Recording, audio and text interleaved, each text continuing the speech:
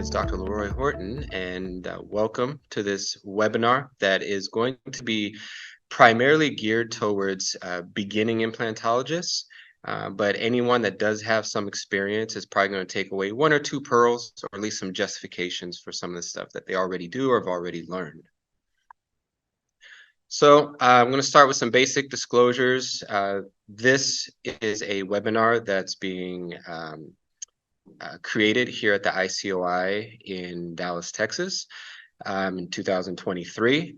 But it's not a sponsored lecture. I'm not pushing any products. I try to maintain professional integrity, academic integrity in all my presentations. All the images that you'll see are my cases. They haven't been enhanced with anything other than maybe annotations like arrows to highlight certain structures. If you do recognize any discrepancies, just let me know.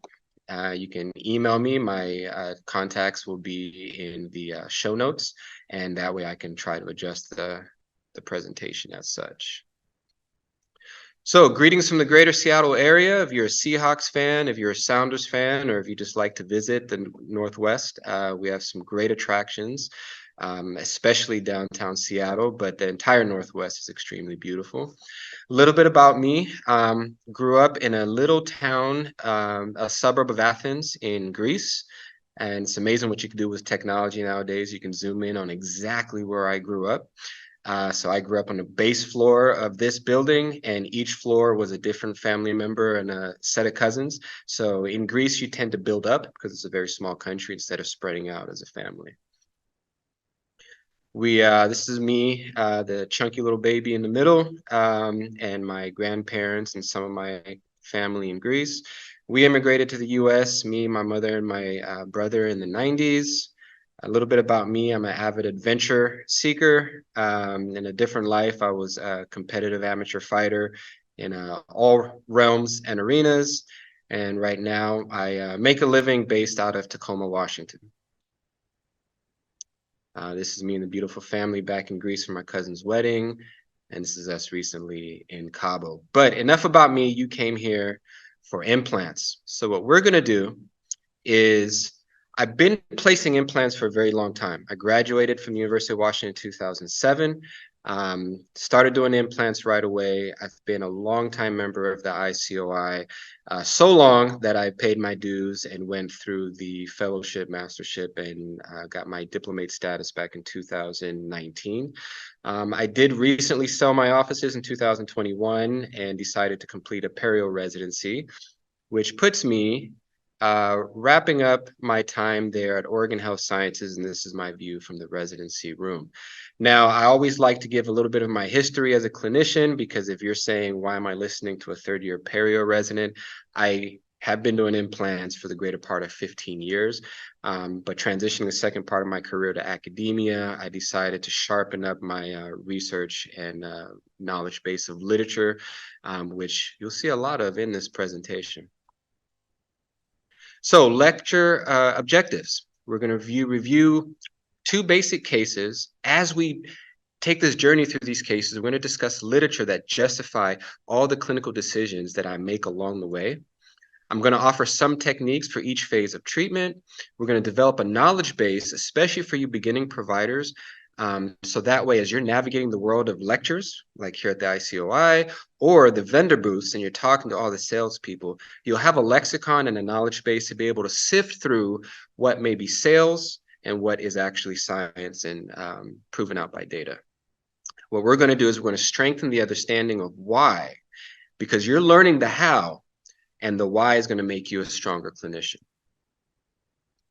So we're going to talk about two cases concurrently. We're going to talk about a maxillary first premolar and this obvious mandibular first molar.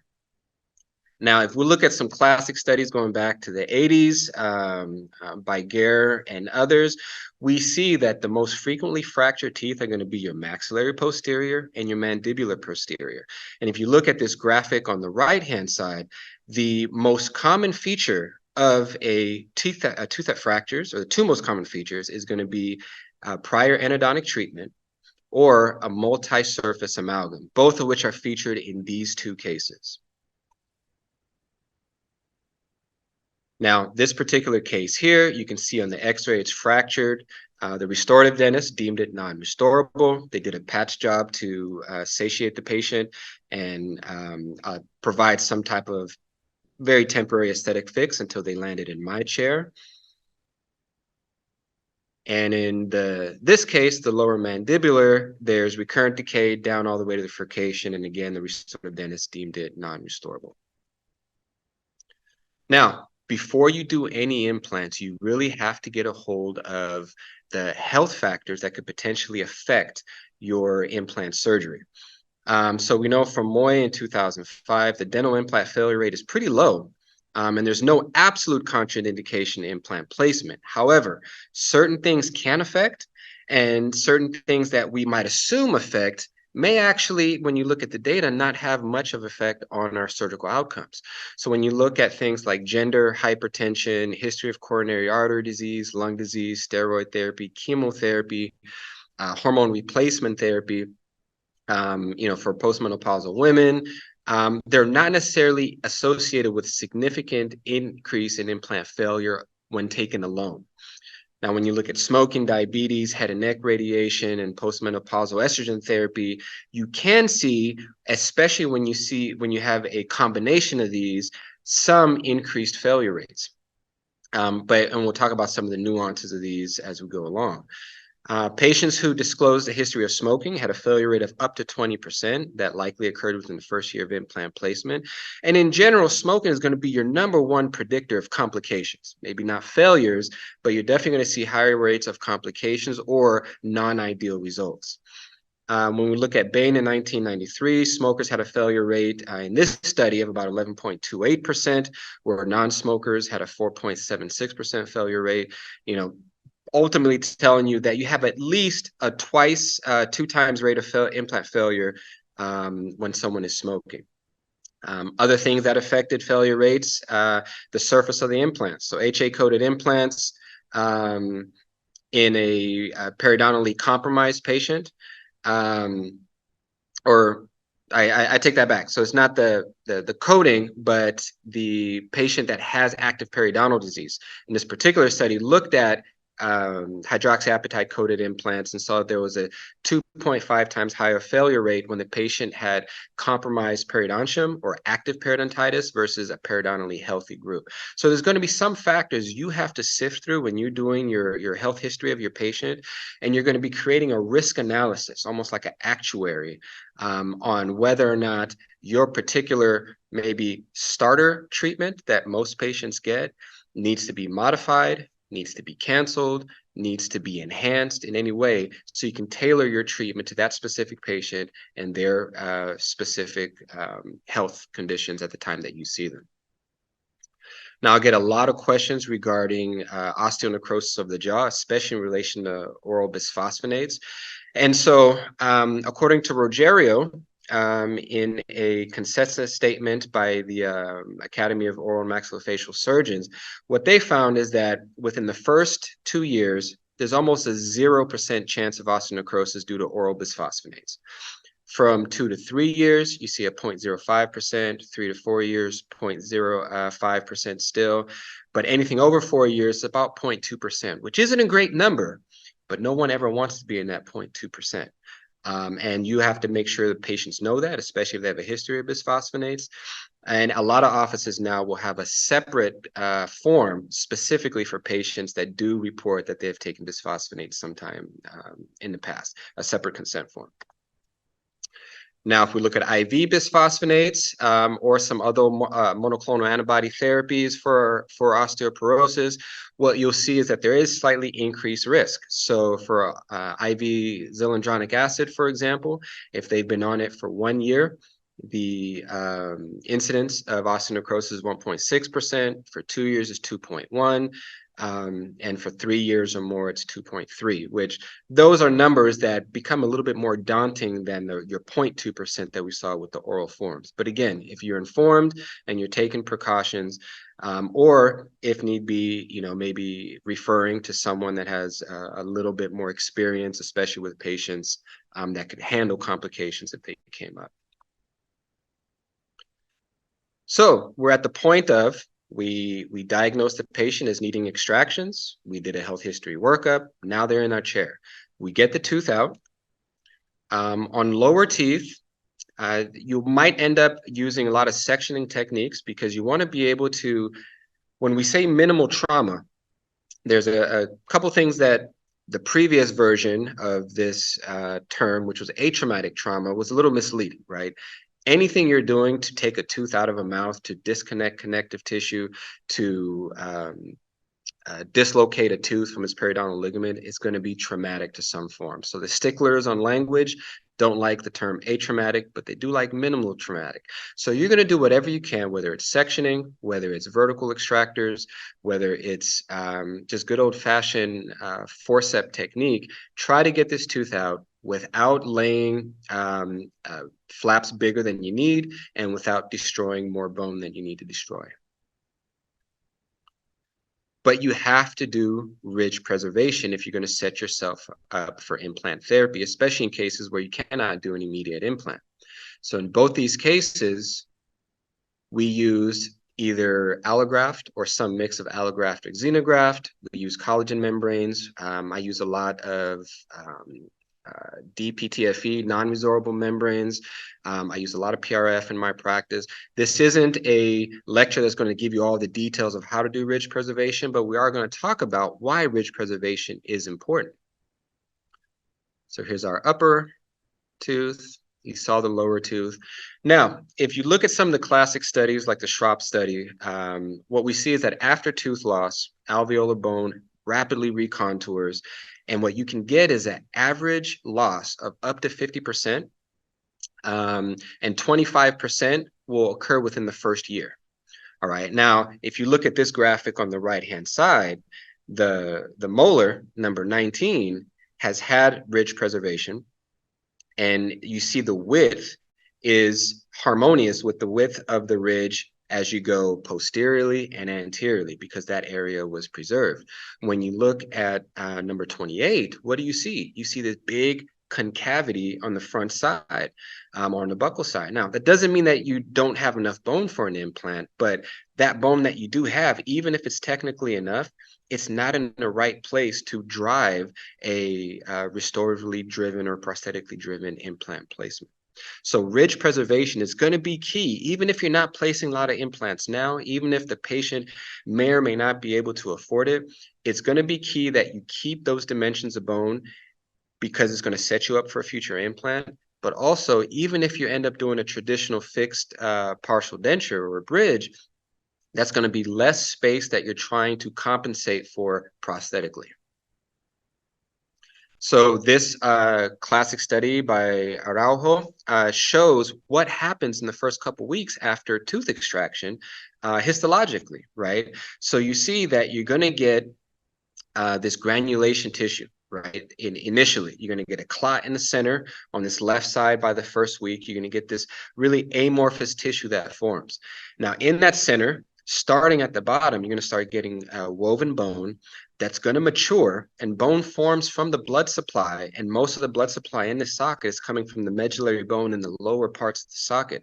So the bone is going to be forming upwards, but what happens is, if that blood supply is primarily on the bottom part of that socket, the bone on the top is undergoing this ischemic attack for weeks on end. That's why we see the shrinkage of the dimensions, especially shrinkage of the buccal bone, because of that lack of blood supply. Now, again, even more research affirming that ridge preservation is going to make a huge difference. Another classic study by Iacella showing that you can get almost 2 to 3 times as much shrinkage by not preserving the ridge rather than preserving.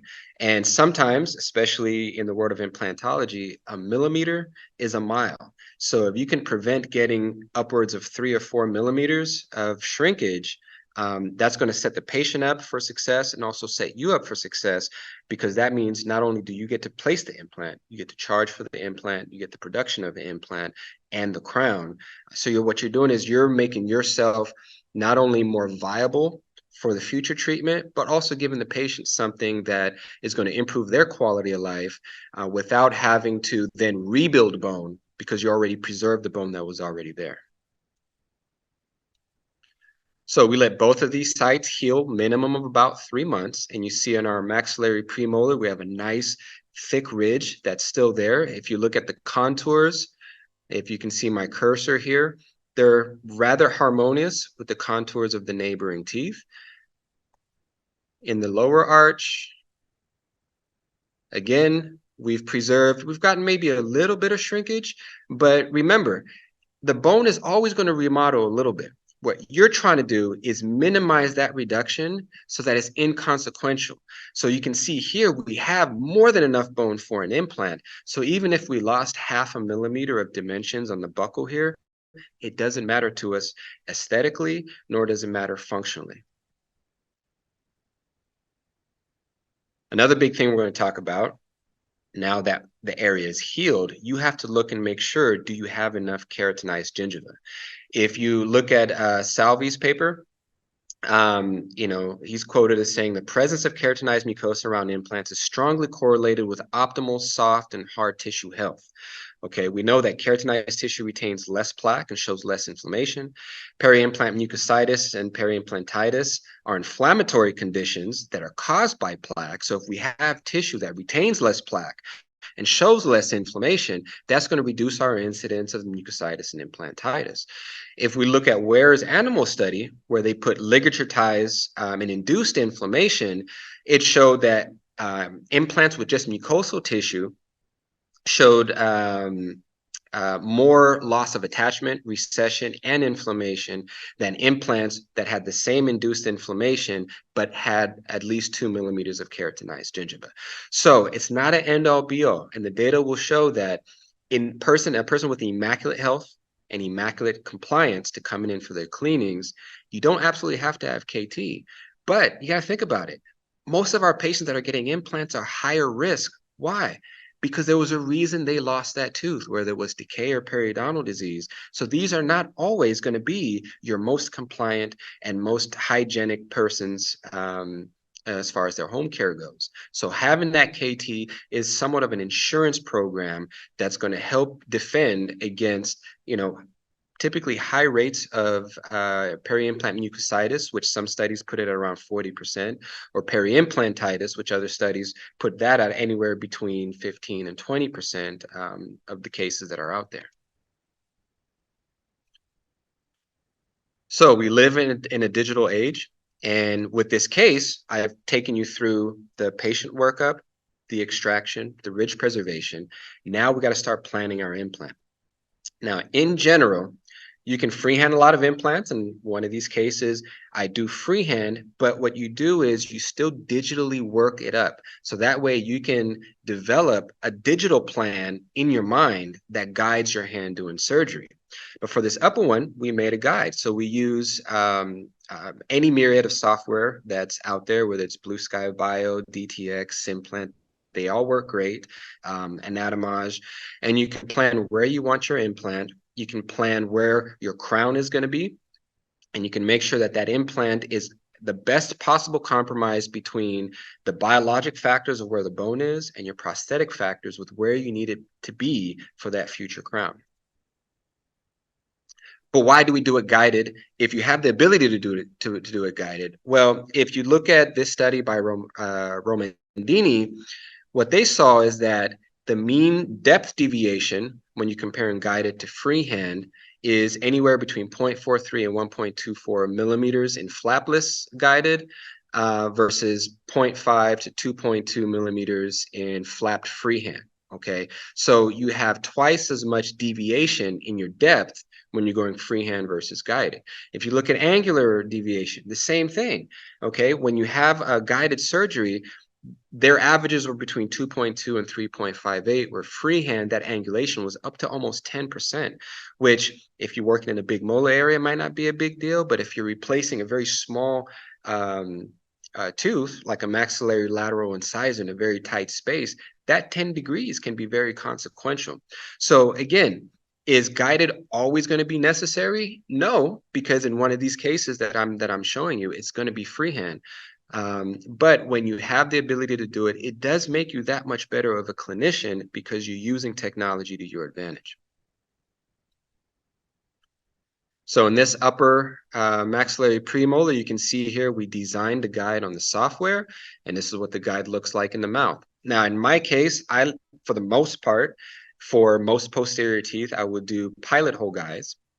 So it's a combination of guided and freehand, where I'll make the starter hole with a guide, as you see here, but the rest, and it's usually only maybe 1 to 2 drills more.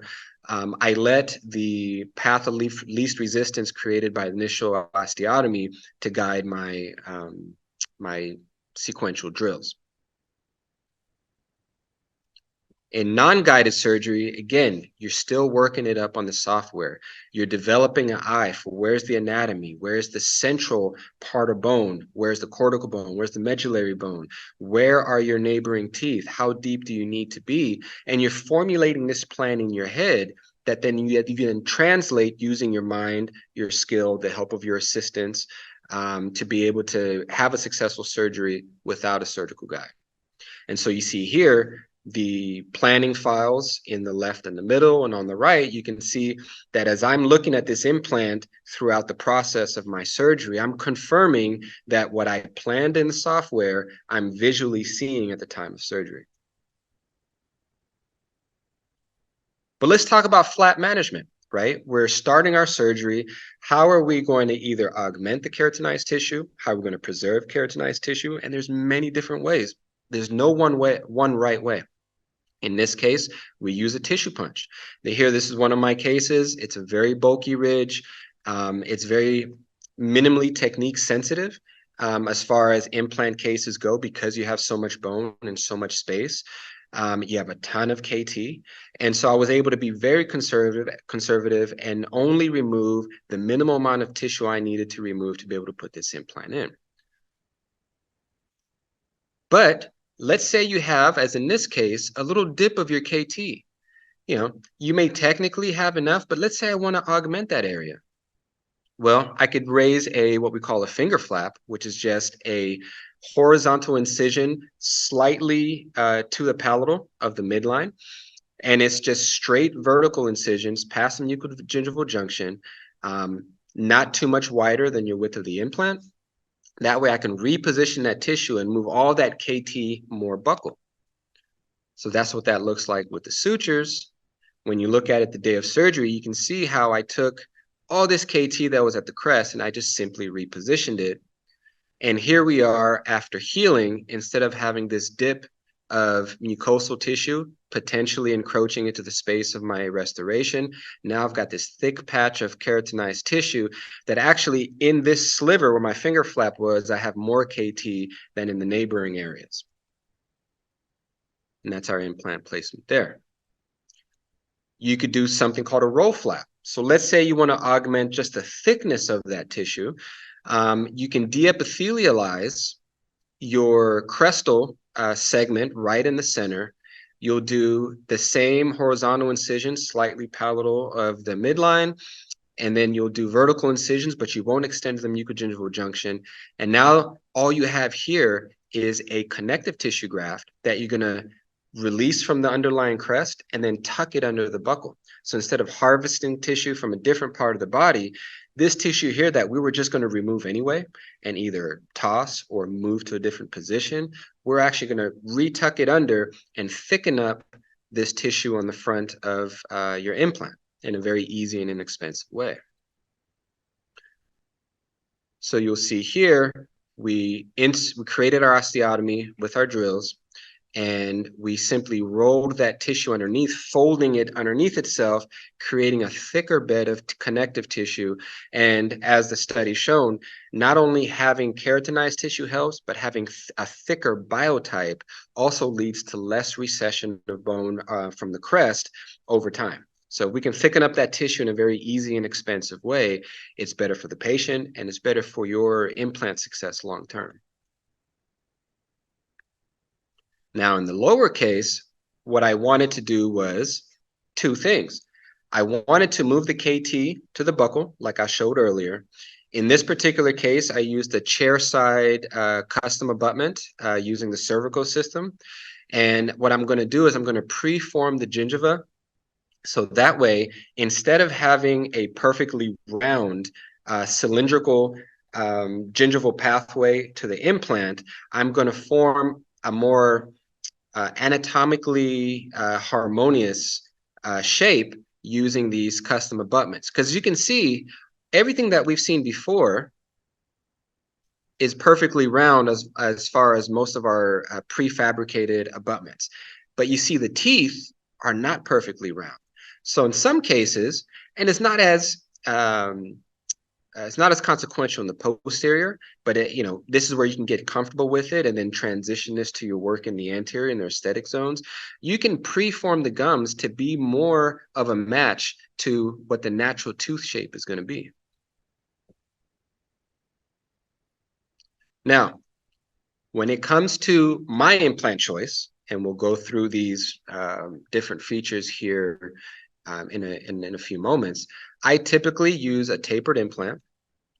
I will use some type of surface modification. This particular implant is a resorbable blast medium surface. Implants come in multiple thread designs. I use a platform shifted implant. We'll talk about that soon. Some implants come with polished collars, some with rough collars. And this particular one you can see has a blunted apex. Now, the design of the threads, of the shape, of the sharpness, of the collar, of the different types of threads, they're going to work in specific ways and in specific scenarios the way you may need them. So if I need to get immediate stabilization, I may want a more aggressive thread. If I'm not going to be doing immediate provisionalization or immediate splinting, if we're doing a full arch, I may not need an aggressive threaded implant because that primary stability, the basic primary stability, is all I need. But let's go through some of these features. So if we're looking at what is acid etching, they just use strong acids to increase the surface roughness and the surface area. One of those examples is Biomed 3i. If we look at anodizing, it's using an electrochemical process that thickens and roughens the titanium oxide. Some of those implants include your Nobel BioCare Ti-Unite. And you also see a color change too, because when you put titanium in an electrochemical bath, depending on the electrical current, you can actually change the color of it. So you'll see some implants, whether it's the Ti-Unite that has a gold color, or Paragon, which has a pink color in some of their implants. It does roughen the surface, which gives you more surface area, but you can also change the color, which in aesthetic areas might be of benefit. If we look at grit blasting, they're using high velocity blasting of particles onto the implant surface. They can use titanium oxide, aluminum dioxide, hydroxyapatite. Some of those include Dentsply, Astrotech, Tioblast, Zimmer, MTX. You can use combinations thereof. So some of them might be grit blasted and acid etched.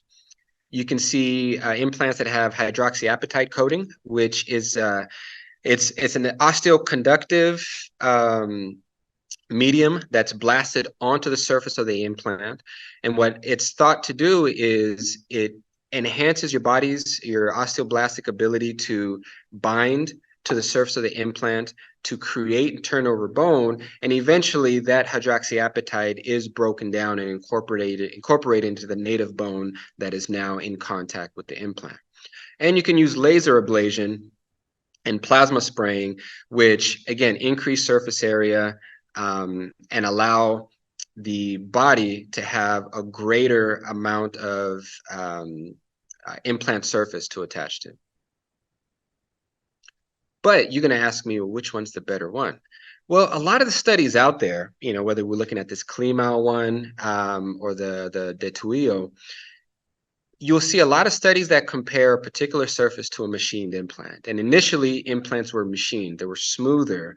Now, almost every implant on the market has some type of surface treatment. So it can be a little misleading when you're talking to a rep at the vendor booth and they're saying, our surface, shows 96% success rate versus, 89% of the competitor. But what you'll see is they're comparing their implants to these the old technology of machined implants, and that can be a little misleading.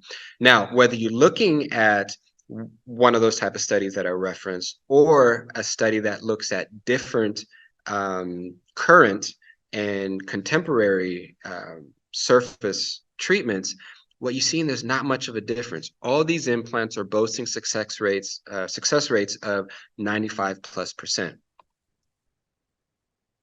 Now, if we're looking at thread designs, there's no significant difference between a straight and a tapered implant as long as you have aggressive cutting threads. One of the things that a lot of companies will tell you is that their tapered implant has greater primary stability. The trick to that is, or the inside knowledge is, that the drilling protocol in tapered implants is you're under preparing the hole and putting an implant that's slightly bigger than the hole you created. And you're relying on slightly more aggressive, sharper threads to cut and tap their way into that hole and create the internal threads inside the bone. Now, you could technically do that with any design implant, whether it's straight or tapered, if you're just under preparing the osteotomy. But it depends on what you're looking for. If you're looking for high primary stability because you're going to do an immediate provisional, or you're going to do a fixed prosthesis and you want to immediately load it to some capacity, you're going to want to choose something that the data shows high primary stability. If you're going to do your run-of-the-mill implant, like these implants that I'm showing you today, the primary stability of, let's say, 30 Newton centimeters torque is all you need. I mean, you could probably have success with slightly less than that, right? So you've got to make sure that you're not buying into a system because of the promises of what that implant can do in the most challenging conditions. If you're doing basic implantology, all you need is a basic implant. So again, looking at this O'Sullivan paper, tapered versus parallel implants. With standard thread designs, there is a positive relationship between taper and insertion torque and primary stability. But again, like I said, that's primarily because of the drilling protocol. But the ultimate conclusion is, after healing and integration, there is no difference at all. If you're not going to load this implant until 3 months, whether it's tapered or whether it's straight, you're going to choose the shape of that implant depending on the bone that you're putting it in, the dimensions of that bone, the neighboring anatomy. You're going to put an implant that safely fits where it needs to go. If it's straight or if it's parallel, it doesn't really matter if you're just going to be loading it after integration has taken place. Now, there's a lot of different abutment connections, and I want to preface with I typically use a platform shifted implant. However, there's plenty of studies and there's years of evidence to show that even non-platform shifted connections, you'll still get a good success rate. But why do we see platform shifting? Well, in 1991, Implant Innovations introduced a wide diameter implant with matching wide diameter platforms. However, there was a study that was done by Lazara where they didn't have the wide platform abutments, and so they used the smaller, more narrow platforms on the wide implants. And what they ended up seeing over time is that those particular implants seem to have less initial crestal bone loss than their wider counterparts. And that's what really kicked off this phenomenon of platform shifting, and the consequence of, or the positive consequence of, less initial bone remodeling and bone loss over time. Now, if we look at this study here, again, you'll see in this systematic review that what we have is less bone loss over time.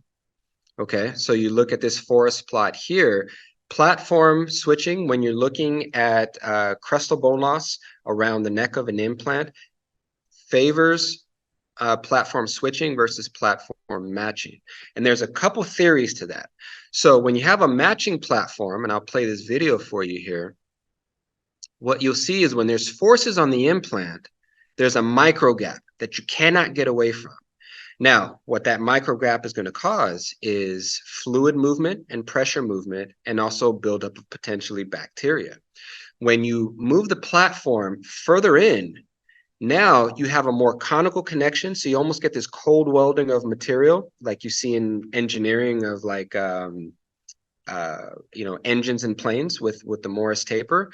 Um, and you see that this micro gap, even though it's reduced, it's also shifted in. So you're allowing the body to maintain not only bone, but a soft tissue connection above the neck of this implant, as opposed to running away from a micro gap that's right at the neck of the implant. So typically what you'll see is about half of the normal remodeling you would expect with a platform matching implant once you switch to platform switching. All right, so we've gotten to the point where we treat and plan the patient, we went over their health history, we took the tooth out, we did ridge preservation, we got the implant in. We get a lot of questions on pharmacology. What are we going to do about antibiotics? We know that there's this growing resistance in our population. There's patients that are very health conscious. There's patients that have history of bad reactions to certain antibiotics, whether it's allergic or gastrointestinal problems. Now, what the data is going to show is that there is a strong correlation to prophylactic antibiotics. So 2 grams of amoxicillin, 600 clindamycin, 500 azithromycin, to a much better success rate. Okay. Now, if you tell me, is there a difference between, let's say, 96% and, or 98% and 96%, right? If you think about it that way, there may not be that big of a difference. But if I tell you your failure rate is either going to be 2% or it's going to be 4%, that's a twofold increase, okay, in your failure rate when you don't use prophylactic antibiotics. The thing is, though, when it comes to data and research, a lot of times you'll have overwhelming research, then you have underwhelming research. So as far as antibiotics go, there's a wealth of research that says that there is a positive correlation to reduce your failure rate by upwards of 100%. So going from 4% to 2%, or so reducing it 50%. To antibiotics, but there's also research out there that says it doesn't really make that big of a difference. So it is a personal decision that you're going to make given your background, your education, your training, and also the patient's individual needs. Are they immunocompromised? Do they have uncontrolled diabetes? Do they have HIV? Do they have a history of reacting with infections when they have surgery on them? Some people's immune system are just hyperreactive.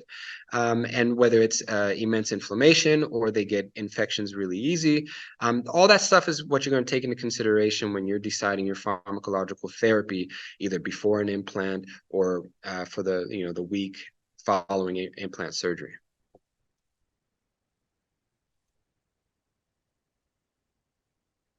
So we've put our implant in, all right? So I'm walking you through these cases with me, and we're talking about each step as we go.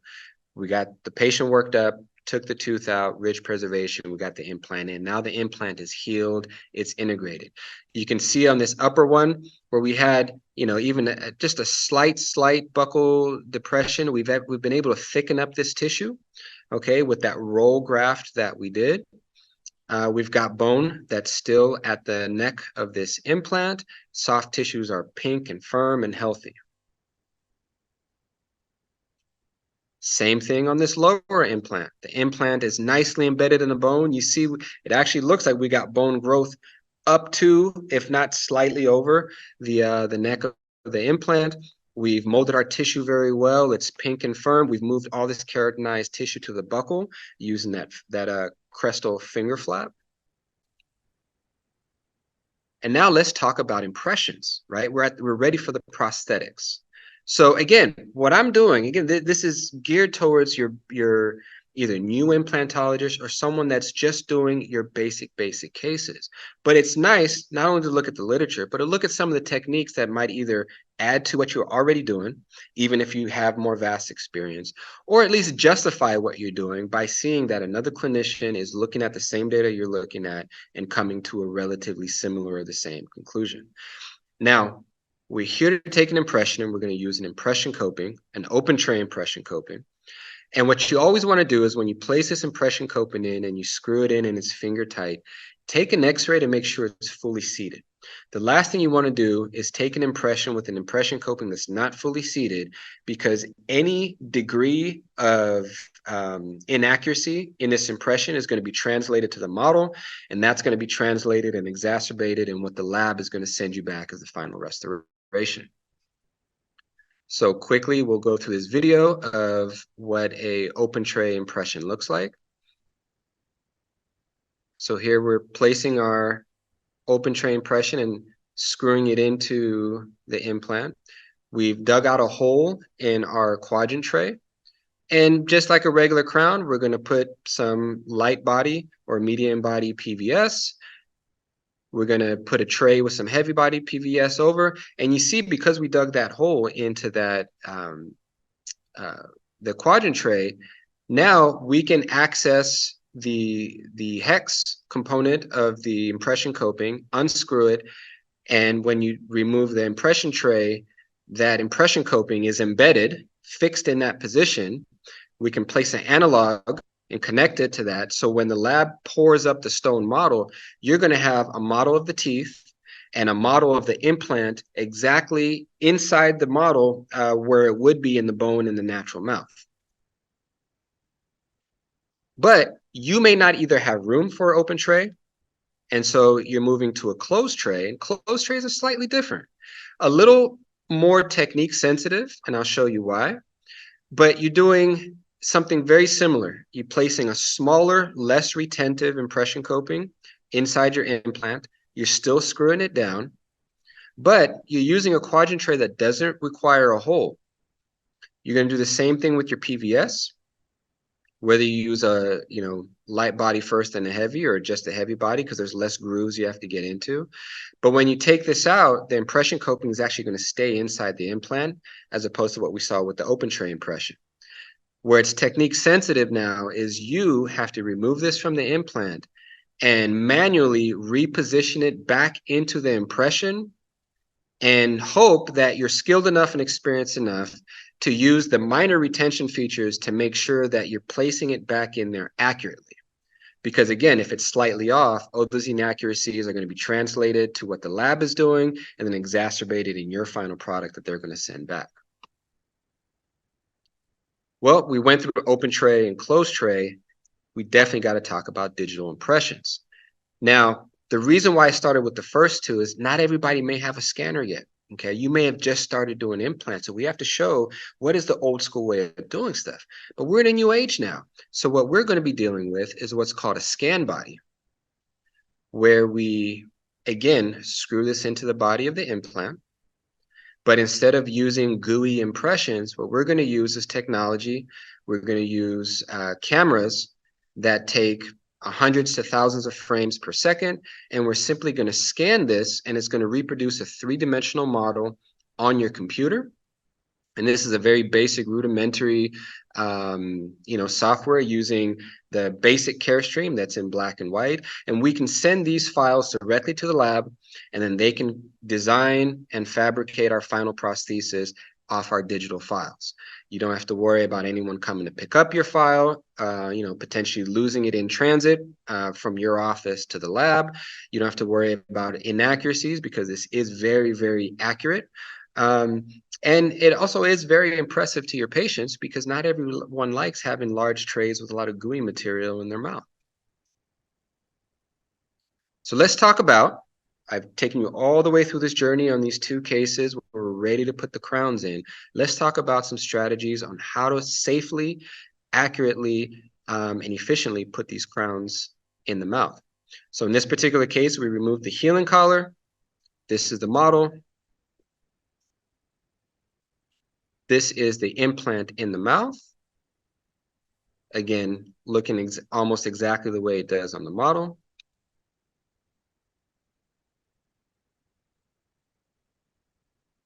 And you may talk to me or ask me, well, what type of restoration should I be doing? Should I still be doing PFMs? Should I be doing ceramics? Should I be doing zirconia?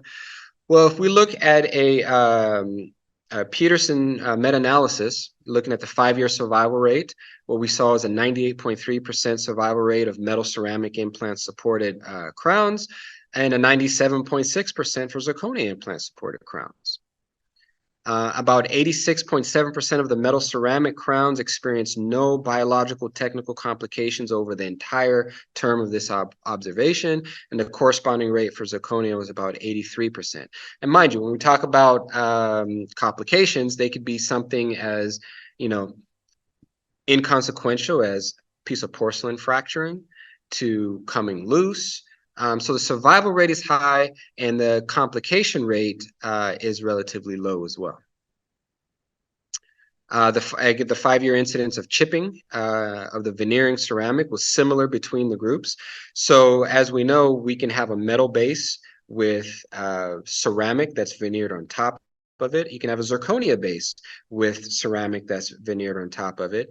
And the two groups had about the same or similar rate of complications when it came to chipping.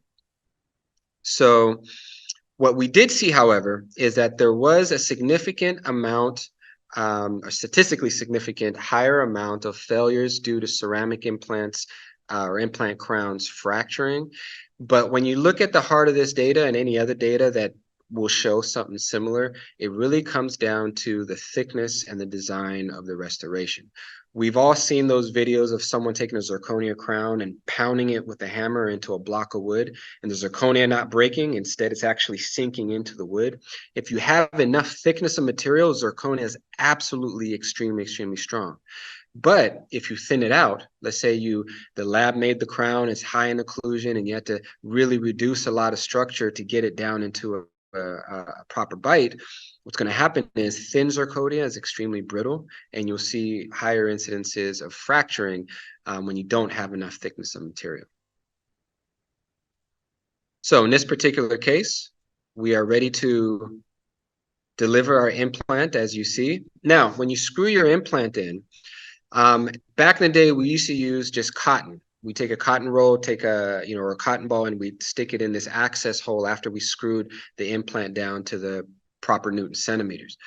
Well, cotton it's a biologic structure, right? It's going to trap bacteria.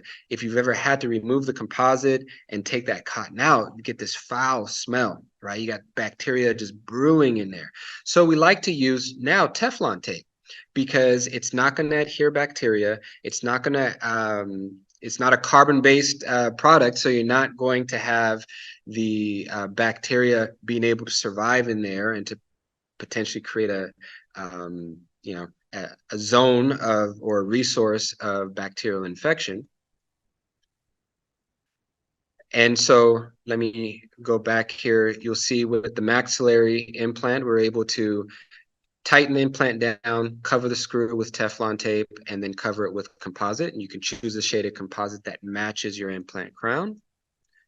With our lower implant, you saw we made that custom chairside healing abutment. So you can see, instead of having a perfectly round emergence profile that would make the restoration be more like a basketball on a stick, right? You have your implant, which is always going to be smaller than a tooth, and a large crown coming down on a very small restorative platform. Now we're able to have the lab make us a custom restorative platform in our abutment that really mimics what the tooth is going to look like, or a natural tooth would look like, emerging from the bone and transcending through the gums. And again, we're able to cover the screw access with Teflon tape and then fill it in with a composite to not only protect the screw, but also give it a better aesthetic appearance by using a more matching composite. Now, when you're delivering your crown, there's a couple things you want to do. If you try to tighten down your screw, any type of pressure, whether it's a really thick soft tissue or gingiva around the emergence of the crown, or really tight proximal contacts, can give you a premature tightness, which over time, as the teeth adjust or the gums adjust, that screw is going to loosen and your restoration is going to be loose. So if we look here at this model, the implant has a screw, and this is a screw retained restoration, which means the lab has already cemented the crown onto your abutment. you place it in the implant, and you're essentially screwing this to the inside of the implant.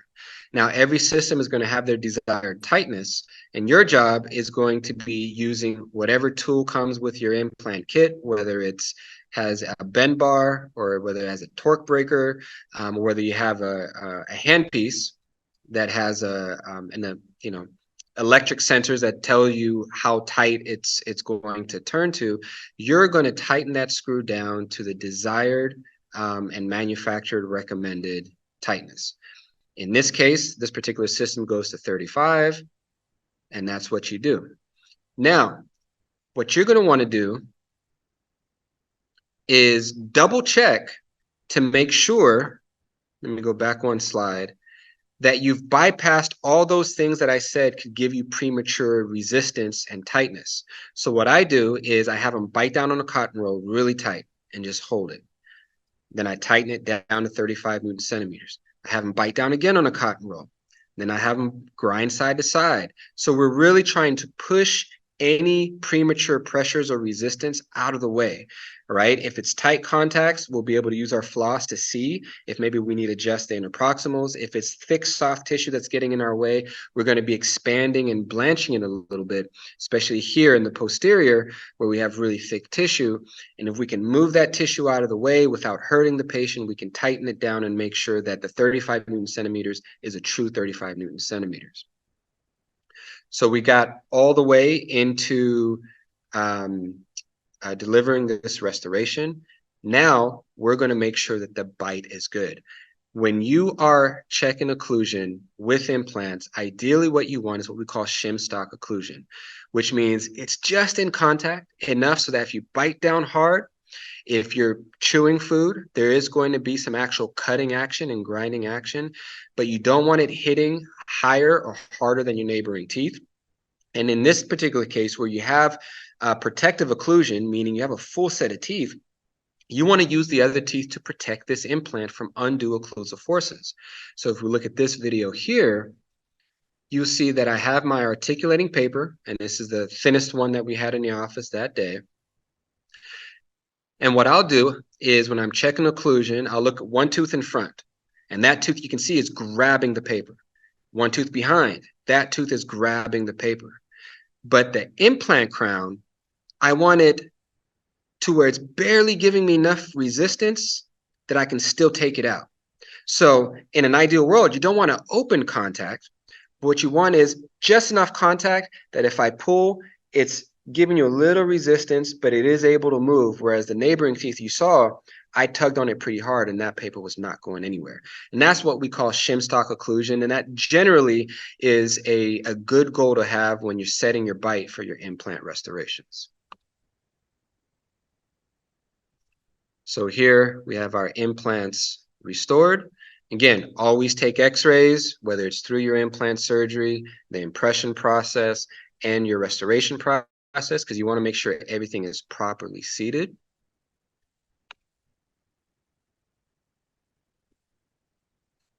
Now, this is our patient. We've restored tooth number 12. The reason I chose this particular, or these two particular cases, is because these are your run-of-the-mill implant cases, right? In a lot of these lectures, you're going to see these amazing clinicians showing these amazing cases on beautiful people, these huge reconstructions that just come out immaculate. But that's not going to be the bulk of anyone's patients.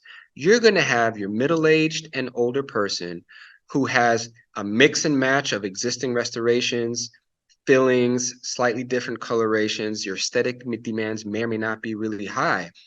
And so what is good sometimes is to watch a presentation or a lecture that shows your average patient and shows your average implant case. But in this case, we're also aided by the fact that this patient doesn't have pristine dental anatomy, right? He has some history of bruxing and grinding, so he has some worn patterns. He has some discolorations. He has a mustache, doesn't have a high smile line, so the aesthetic demands are pretty low. In these cases, as long as you know your basic principles, you're going to be a successful implantologist for this level of cases. But there's levels to this, right? There's going to be some cases where, although the aesthetic demand is slightly higher, your anatomical limitations to those aesthetics are going to work in your favor. So this is a case of mine where we do 2 anterior implants for teeth that are missing, but you can see the patient has pre-existing history of periodontal disease, even though they're stable now, with bone loss, interproximal bone and papilla loss. So we're able to get good results that match the current aesthetic, right? Now, this wasn't a patient that was looking to get ear-to-ear veneers and full mouth reconstructions. They just wanted 2 front teeth that looked good, that functioned good, and that matched what their current aesthetics were. So this was more of a medium case, right? Then you have your higher aesthetic demand cases. In this case, where a tooth was missing, had a big infection, had to rebuild the bone with a bone graft and tenting screws, which I show in a whole different lecture in my guided bone regeneration lecture. But we do guided surgery on this patient, the implant's in place, and now we've been able to restore this particular missing tooth that had an infection that was missing most of the buccal plate. And this is your young patient with a higher smile line where the aesthetic demand is slightly higher. Okay, so as you're transitioning through your career and your practice, you're going to be getting better and better. It's great to know the basics because the basics are going to carry you through 70% of the patients, if not more, that are out there. And the more you do those, the more you're going to start adding to your repertoire, to your toolbox, and you're going to be able to eventually start tackling the more high demand and aesthetic cases. Now, one thing that they don't tell you, and I went through the process because I've been doing this almost 15 years, where in the beginning I was extremely excited about doing implants all the time. Every case looked like a potential implant case to me. Although we boast of high success rates on implants, you must understand that within the definition of success for an implant, bone loss is built into that definition. Okay, so what's a successful implant? If we look at the old Abrixton definition, which still holds true today, no mobility, no peri-implant radiolucency, no irreversible signs of pain, infection, neuropathies, no violation of your mandibular canals. Everything is there and it's healthy. But it also includes no more than 1.5 millimeters of bone resorption within the first year around the crest. So automatically they're saying you can lose up to 1.5 millimeters of bone and still be successful. And then no more than 0.2 millimeters of bone loss annually for the first year of service.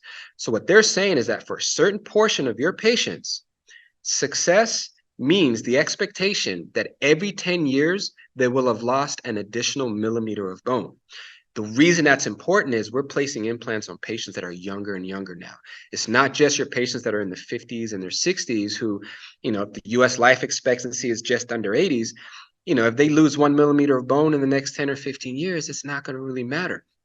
We're placing implants on 20-year-olds, right? Congenitally missing teeth, patients that, they're athletes or in car accidents that, have had trauma and have lost teeth.